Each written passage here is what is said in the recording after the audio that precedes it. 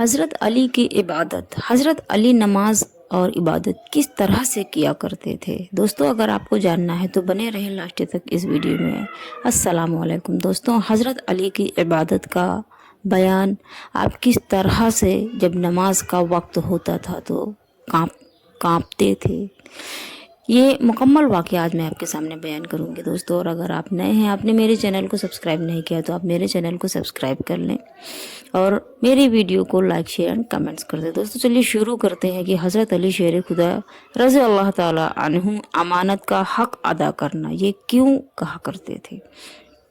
حضرت سیدنا علی مرتضیٰ رضی اللہ تعالی عنہ کے ذوق عبادت کا اندازہ اس سے لگایا جا سکتا ہے کہ جب نماز کا وقت ہوتا تو آپ کے چہرے کا رنگ متغیرہ ہو جاتا تھا، یعنی کہ بدل جاتا تھا، اور بدن پر لرزہ طاری ہو جاتا تھا۔ مطلب یہ کہ دوستو جب نماز کا وقت ہوتا تھا تو حضرت علی کانپنے لگتے تھے۔ آپ ایک مرتبہ کسی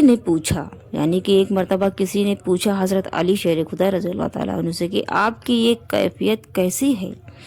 حضرت علی شیر خدا رضی اللہ تعالیٰ عنہ نے فرمایا کہ یہ امانت کے ادا کرنے کا وقت ہے، اور یہ امانت ہے جیسے زمین و آسمان بھی اٹھانے سے کتراتے ہیں، یعنی کہ یہ وہ امانت ہے کہ جسے زمین و آسمان بھی اٹھانے سے کتراتے تھے، اور میں بھی اس وجہ سے کانپ اٹھتا ہوں کہ کہیں میں یہ امانت کا حق صحیح سے نہ ادا کر پایا تو۔ سوچیے دوستو کہ جب نماز کا وقت ہوتا تھا تو حضرت علی کے چہرے کا رنگ تبدیل ہو جاتا تھا اور آپ کانپنے لگتے تھے، اور یہ اس لیے کہ آپ صرف اس ڈر کی وجہ سے کہ اللہ کی عبادت نماز کہیں میں صحیح طریقے سے نہ ادا کر پایا تو۔ یہ تھی آپ کی محبت اپنی عبادت سے۔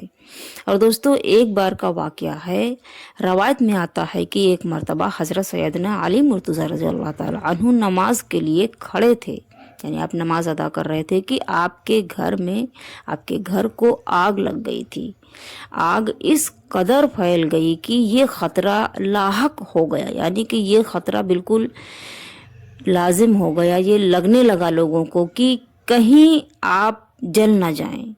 لوگوں نے آپ کو برابر آوازیں دی، یعنی کہ لوگ برابر آوازیں دیتے رہے، مگر حضرت علی آپ اپنے ارد گرد کے ماحول سے بے خبر نماز کی ادائیگی میں مصروف رہے۔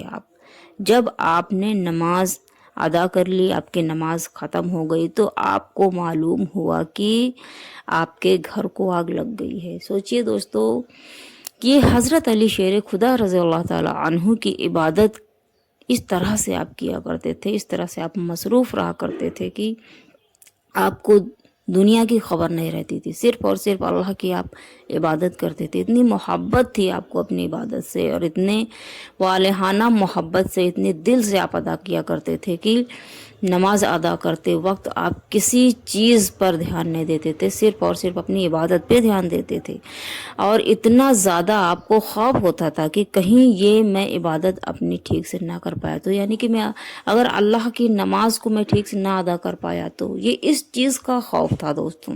اور آج کل کا ماحول ہے کہ اذان ہوتی ہے اور لوگ موبائلیں چلاتے رہتے ہیں، اور آج کا یہ وقت ہے کہ دنیا سے روزہ نہ رہیں گے تو چھپاتے رہیں گے، لیکن وہ یہ بھول جاتے ہیں ایسے لوگ کہ چھپانا تو ہمیں اپنے رب سے ہے۔ اپنی گناہوں کو ختم کرنے کے لیے اپنے گناہوں کو ختم کرنا چاہیے، کیونکہ دنیا سے آپ چھپاتے ہیں دوستو، لیکن وہ رب تعالیٰ دیکھ رہا ہے اور وہ باحق جانتا ہے، ہمیشہ ہر وقت وہ دیکھتا ہے۔ چھپی چیزیں اور باہری چیزیں، ظاہری چیزیں، کوئی بھی چیز ہو، اللہ رب العزت سے کوئی بھی چیز چھپی نہیں ہے دوستوں۔ تو آپ یہ مت سوچے کہ آپ دنیا سے چھپائیں۔ دنیا کا خوف کیا ہے؟ خوف تو خدا کا ہونا چاہیے نا۔ آپ اللہ کا ڈر، ان کے رسول کا ڈر اپنے دل میں رکھیں، اپنے عبادت نماز کو چھوٹ جانے کا ڈر آپ رکھیں کہ کہیں آپ کی نماز قضا نہ ہو جائے دوستوں۔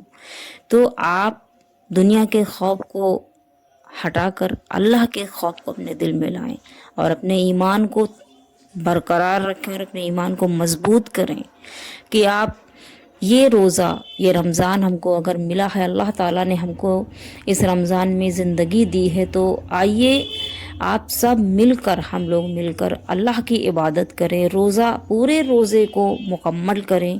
کیا پتہ اگلے سال ہم کو روزہ نصیب ہو کہ نہ ہو۔ اور دوستو، یہ رمضان